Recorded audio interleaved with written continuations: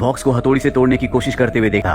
वो बूढ़ी औरत एमिली के हाथ में वो बॉक्स देख लेती है जो खिड़की के पास लेटी होती है और वो चिल्लाकर उसे नो कहती है। एमिली को कुछ भी समझ में नहीं आता। अब एमिली बॉक्स लेकर अपने घर आ जाती है। वो बॉक्स को खोलने की बहुत कोशिश करती है लेकिन बॉक्स नहीं खुलता। उसके डैड भी बॉक्स को देखते और कहते हैं कि जिसने भी ये बॉक्स बनाया है शायद वो चाहता ही नहीं था कि ये बॉक्स खुल जाए और एमिली इस बॉक्स को किसी भी कीमत पर खोलना चाहती है। रात को वो एक बार फिर से बॉक्स को खोलने की कोशिश करती है और इस बार बॉक्स खुल जाता है। इस बॉक्स के अंदर बहुत अजीब अजीब चीजें होती है। इसमें एक दांत, एक वुडन हॉर्स, एक अंगूठी और एक कीड़ा होता है। एमिली को कुछ भी समझ में नहीं आता। बॉक्स के अंदर से जो अंगूठी निकली होती है वो उस अंगूठी को पहनकर बॉक्स को अपने गले से लगाकर सो जाती है और सुबह वो अपनी बड़ी बहन की चीख की आवाज से उठती है और तभी उसकी बड़ी बहन दिखाती है कि उसके बेड पर एक कीड़ा है जिसे वो ज्यादा सीरियसली नहीं लेती और अब यहाँ पर एमिली खोई खोई रहना शुरू हो जाती है। हमेशा वो अंगूठी को ही देखती रहती थी, साथ ही बॉक्स के बारे में सोचा करती थी और जब उसकी बड़ी बहन उससे बात करने की कोशिश करती है तो वो उसे इस बारे में कुछ भी नहीं बताती। अब रात को जब बारिश हो रही होती है तो बॉक्स अपने आप ही खुल जाता है। उसके अंदर से आवाज आती है एमिली। एमिली इस बॉक्स के पास जाते हुए हमें दिखाया जाता है कि बॉक्स के मिरर में एमिली की आंखें पूरी तरह से बदल चुकी है। एमिली के पिता भी देख लेते हैं और डर जाते हैं और वो जब एमिली के पास जाते हैं तो देखते हैं कि उसकी आंखें पूरी तरह से नॉर्मल है। उन्हें कुछ भी समझ में नहीं आता। इसके बाद जब इस सब के सब डाइनिंग टेबल पर बैठकर खाना खा रहे होते हैं तो एमिली अपना पैर हिला रही होती है। उसके डैड उसे ऐसा करने के लिए मना करते हैं। उसके हाथ में जो फोक होता है उससे वो अपने डैड के हाथ को जख्मी कर देती है। अगले दिन एमिली की बड़ी बहन और उसके डैड देखते हैं कि एमिली के कमरे के अंदर से कीड़े बाहर निकल रहे हैं और जब वो दरवाजा खोलते हैं तो अंदर पूरी तरह से अंधेरा होता है और बहुत सारे कीड़े बाहर निकल रहे होते हैं। एमिली के डैड लाइट जलाते हैं और देखते हैं कि बेड के ऊपर एमिली उसी बॉक्स को लेकर बैठी हुई है। वो चारों तरफ से कीड़ों से घिरी हुई है लेकिन उसे इस बात से कोई फर्क नहीं पड़ता। वो एमिली को उठाकर कमरे से बाहर ले जाते हैं। दरअसल एमिली को ये भी याद नहीं होता कि रात को उसने अपने पिता के हाथ को फोक से जख्मी कर दिया था। उसके पिता समझ जाते हैं कि एमिली के साथ कुछ न कुछ गलत हो रहा है, इसीलिए वो अपनी पत्नी के पास जाते हैं और सब कुछ उसे बताते हैं। लेकिन उनकी पत्नी कहती है कि हम दोनों के अलग होने से बच्चों के दिमाग पर ऐसा असर पड़ता है, सब कुछ नॉर्मल हो जाएगा। क्लाइड को लगता है कि शायद उनकी पत्नी ठीक कह रही है। क्लाइड को अपनी बेटी के शो पर जाना था लेकिन वो जा नहीं पाते, जिस वजह से उनकी बड़ी बेटी नाराज हो जाती है और वो अपने डैड को फोन करती है। इसके बाद फोन वो अपनी छोटी बहन एमिली को दे देती है। एमिली भी अपने डैड से रूडली कहती है कि मेरे बॉक्स को कभी हाथ मत लगाना और अब क्लाइड को शक होना शुरू हो जाता है कि उस बॉक्स के अंदर कोई ना कोई गड़बड़ है। इसीलिए रात को वो उस बॉक्स को खोल कर देखते हैं जिसमें उन्हें वही सारी चीजें दिखती हैं जो एमिली को दिखी थी। वही एमिली को दिखाया जाता है जिसे वॉमिट आ रही होती है और जब वो टॉर्च जलाकर अपने मुंह के अंदर दिखती है तो उसे अपने मुंह के अंदर 2 उंगलियां दिखती है जिसे देखकर वो डर जाती है। वहीं क्लाइड को और उसकी पत्नी को एमिली के स्कूल में बुलाया जाता है और प्रिंसिपल इन्हें बताती है कि एमिली ने एक बच्चे को बहुत मारा क्योंकि उसने उसके बॉक्स को छूने की कोशिश की थी। अब वो बॉक्स प्रिंसिपल के पास होता है और रात को जब प्रिंसिपल उस बॉक्स को खोलने की कोशिश करती है तो उसकी आंखों से खून आना शुरू हो जाता है और वो ऊपर से गिर जाती है जिससे उसकी मृत्यु हो जाती है। क्लाइड ये बात अपनी बेटी एमिली को बताता है लेकिन उसे इस बात से कोई फर्क नहीं पड़ता। वो अपने डैड से कहती है कि मेरा बॉक्स वापस ले आना। उसके डैड पूछते हैं कि उस बॉक्स के अंदर ऐसा खास क्या है। एमिली बताती है कि उसके अंदर मेरी फ्रेंड रहती है। उसके डैड कहते हैं कि मैं उससे मिलना चाहता हूँ। एमिली कहती है कि वो किसी से नहीं मिलती क्योंकि उसे कोई देख नहीं सकता, वो इनविजिबल है। और अब उसके डैड को समझ में आ जाता है कि सारी प्रॉब्लम की जड़ वो बॉक्स है, इसीलिए वो उस बॉक्स को बाहर दूर कहीं फेंक देते हैं। और जब वो घर जाते हैं तो देखते हैं कि एमिली का पूरा चेहरा बदला हुआ है। वो कहती है कि मेरा बॉक्स कहाँ है। उसके पिता उसकी इस बात का कोई जवाब नहीं देते। एमिली उन्हें उल्टा सीधा कहना शुरू कर देती है और जब एमिली अपने डैड के पास जाती है तो कोई इनविजिबल शक्ति एमिली को थप्पड़ मारती है जो कि उसके डैड ने नहीं मारा होता। एमिली को लगता है कि उसके डैड ने उसे मारा है। साथ ही एमिली की बड़ी बहन भी पीछे से देख लेती है और उसे भी ये लगता है कि थप्पड़ उसी के डैड ने मारा है। इसके बाद एमिली घर से भाग जाती है और उसे लकड़ी का बॉक्स मिल जाता है। वो लकड़ी का बॉक्स उससे हिब्रू भाषा में कुछ करने के लिए कह रहा होता है और एमिली बार बार नो कह रही होती है। इसका मतलब ये कोई ऐसा काम है जो एमिली नहीं करना चाहती और तभी उसके मुंह के अंदर से बहुत सारे कीड़े निकलना शुरू हो जाते हैं और वो बेहोश हो जाती है। यहाँ पर एमिली के डैड आ जाते हैं और उसे उठा लेते हैं। एमिली की मॉम भी घर पहुंच जाती है और उन्हें उनकी बड़ी बेटी ने बताया होता है कि डैड ने एमिली को थप्पड़ मारा है। इसीलिए अगले दिन कोर्ट में जाते हैं जहाँ पर जज ये फैसला सुनाते हैं कि अब एमिली के डैड एमिली और उसकी बड़ी बहन से नहीं मिल सकते। क्लाइड को शक होता है कि बॉक्स की वजह से सब कुछ हो रहा है,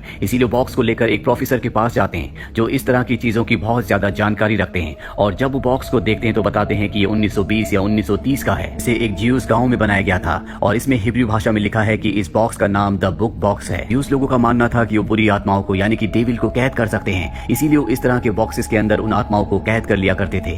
प्रोफेसर कहते हैं कि किसी भी कीमत पर इस बॉक्स को मत खोलना, लेकिन इन्हें नहीं पता होता कि पहले ही एमिली इस बॉक्स को खोल चुकी है। अब क्लाइड इंटरनेट पर ज्यूस एक्सॉर्सिज्म के बारे में पढ़ना शुरू करता है जिससे उसे एक पवित्र किताब के बारे में पता चलता है और वो उस किताब को लेकर एमिली के कमरे में जाता है। जब वो सो रही होती है वो उस किताब की पवित्र लाइनों को पढ़ना शुरू करता है। तभी एमिली उसकी तरफ देखती है और उसके हाथ से वो किताब दूर जाकर गिरती है।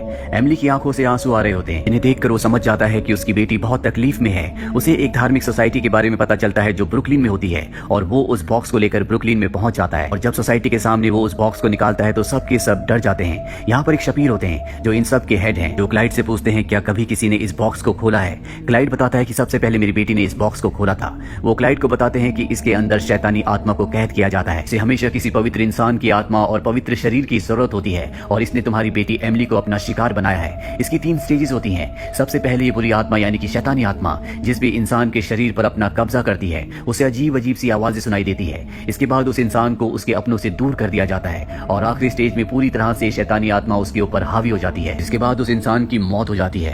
ये सुनने के बाद क्लाइड की आंखों में आंसू आ जाते हैं। शबीर उसे बताते हैं कि अगर तुम अपनी बेटी को हमेशा के लिए उस बुरी आत्मा से आजाद करना चाहते हो तो तुम्हें उस आत्मा के असली नाम से उसे बुलाना होगा और उसे आदेश देना होगा कि वो वापस बॉक्स के अंदर चली जाए। क्लाइड इनसे मदद मांगता है लेकिन ये मना कर देते हैं। वो कहते हैं कि कोई भी अगर उस आत्मा को बाहर निकालेगा तो हो सकता है कि वो आत्मा उसके अंदर चली जाए। अब यहाँ से क्लाइड निराश होकर बाहर जाने लगता है, लेकिन तभी वहाँ पर ज़ेडॉक जो इसी धार्मिक सोसाइटी का एक मेंबर है वो कहता है कि मैं तुम्हारी मदद करूंगा। वहीं घर पर एमिली को दिखाया जाता है जो फ्रिज के अंदर से अजीब तरीके से खाना खा रही होती है। तभी वहाँ पर उसकी मॉम आ जाती है। वो उसे कहती है कि तुम्हें क्या कर रही हो। एमिली अजीब तरीके से चलना शुरू कर देती है और चिल्लाकर कहती है कि मैं एमिली नहीं हूँ। इसके बाद वो अपनी मॉम को मारने वाली होती है, लेकिन तभी उसके अंदर जो असली एमिली होती है वो बाहर आ जाती है और वो अपनी मॉम के गले लग जाती है। एमिली की मॉम अब पूरी तरह से डर चुकी है। उसका जो बॉयफ्रेंड होता है जिसके साथ वो रहती है वो उसे कहती है कि एमिली की तबीयत बहुत ज्यादा खराब है। वो कहता है कि कल हम उसे डॉक्टर के पास ले जाएंगे और अगले सुबह जब वो डॉक्टर के पास एमिली को ले जाने की तैयारी कर रहा होता है तो वो देखता है कि सामने एमिली खड़ी है। वो उसे घूर घूर कर देख रही होती है और तभी उसके सारे के सारे दांत टूटना शुरू हो जाते हैं। वो डर कर अपनी गाड़ी लेकर यहाँ से भाग जाता है और अब एमिली की मॉम और उसकी बड़ी सिस्टर भी बाहर आ जाती हैं। दोनों एमिली को हॉस्पिटल ले जाते हैं जहाँ पर उसका सीटी स्कैन करने पर पता चलता है कि उसके अंदर कुछ है और ये वही आत्मा होती है जो बॉक्स के अंदर से निकलकर एमिली के शरीर के अंदर पूरी तरह से एंटर कर चुकी है, लेकिन अभी भी उसने एमिली को पूरी तरह से अपने वश में नहीं किया होता। वहीं हमें क्लाइड को दिखाया जाता है जो ज़ेडॉक के साथ गाड़ी से हॉस्पिटल की तरफ बढ़ रहा होता है क्योंकि उसे पता है कि उसकी बेटी हॉस्पिटल में है और अब इन्हें पता करना है कि उस आत्मा का नाम क्या है। बॉक्स के ऊपर जो मिरर होता है, ज़ेडॉक जब उस मिरर को तोड़ता है तो पीछे एक नाम होता है जो होता है एबिसो और ये समझ जाते हैं कि उस आत्मा का नाम एबिसो है। ये दोनों के दोनों हॉस्पिटल पहुंच जाते हैं जहां पर एमिली है। ये एमिली को लेकर हॉस्पिटल के एक दूसरे कमरे में जाते हैं जहां पर कोई नहीं आता और यहाँ पर ज़ेडॉक पवित्र मंत्रों का उच्चारण करना शुरू कर देता है। साथ ही सब के सब अपनी अपनी एक चीज बॉक्स के अंदर डालते हैं और अब एमिली के अंदर जो शैतानी आत्मा है वो अपने असली रूप में आ जाती है और इन सबको कहती है कि तुम सब के सब मारे जाओगे। इसके बाद वो यहाँ से भागकर मॉर्चरी में छुप जाती है। क्लाइड भी उसके पीछे जाता है। वो क्लाइड के ऊपर हमला कर देती है, लेकिन एक बार फिर से उसके अंदर से वो शैतानी आत्मा निकल जाती है और एमिली पूरी तरह से नॉर्मल हो जाती है। एमिली का पूरा परिवार उसके पास पहुंच जाता है। सब उसे देखकर खुश होते हैं क्योंकि सबको लगता है कि वो शैतानी आत्मा जा चुकी है, लेकिन यहाँ पर जो ज़ेडॉक होता है उसे पता है कि वो आत्मा अभी गई नहीं है बल्कि वो किसी और के शरीर के अंदर छुप चुकी है और अब वो जोर जोर से एबिसो एबिसो बोलना शुरू कर देता है जो उस आत्मा का नाम है और तभी क्लाइड को कुछ होने लगता है। वो अपने आप ही दूर चला जाता है और उसके मुंह के अंदर से एक हाथ निकलता है। दरअसल वही शैतानी आत्मा है जो उसके अंदर छुपी हुई है और अब वो उसके शरीर के अंदर से बाहर निकल जाती है और धीरे धीरे उसी वुडन बॉक्स के अंदर चली जाती है जहां पर उसे कई 100 साल पहले कैद किया गया था। क्लाइड ने अपनी बेटी की जान बचा ली,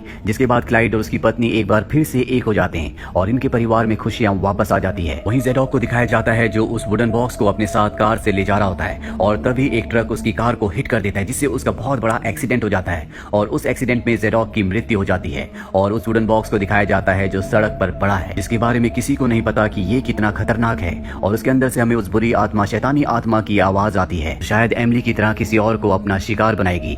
दरअसल ये एक सच्ची घटना पर आधारित है। ऐसे ही हादसा एक आदमी के साथ हुआ था जिसने वुडन बॉक्स खरीदा था। इसके बाद उसके साथ बहुत सारी अजीब सी चीजें होना शुरू हो गई और बाद में उसने उस वुडन बॉक्स को एक म्यूजियम में